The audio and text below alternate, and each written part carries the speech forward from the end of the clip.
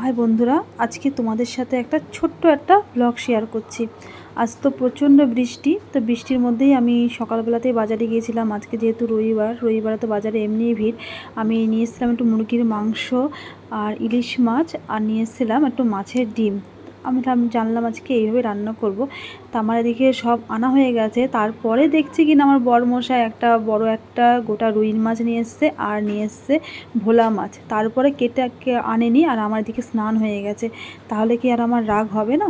এবার আমার তো বাজারহাট হয়ে গেছে, রান্না কি করব চিন্তাভাবনা করেই ফেলেছিলাম। বেশি চিন্তাভাবনা না করে রান্না শুরু করে দিয়েছিলাম। আমি বাজার থেকে এসে শুক্তোটা বসিয়ে দিয়েছিলাম। তারপরে মুরগির মাংস আর করেছিলাম ইলিশ মাছের ঝোল বেগুন দিয়ে আর কালো জিরে দিয়ে। তারপরে আমি আমের চাটনি করেছিলাম। আর একটা যেটা করেছিলাম সেটা হলো মাছের তেল। বাজার থেকে একটু মাছের তেল নিয়ে এসেছিলাম, সেটা হচ্ছে বেগুন দিয়ে মাছের তেলটা করেছিলাম। ভাতের পাতলা আগে এটাই শুরু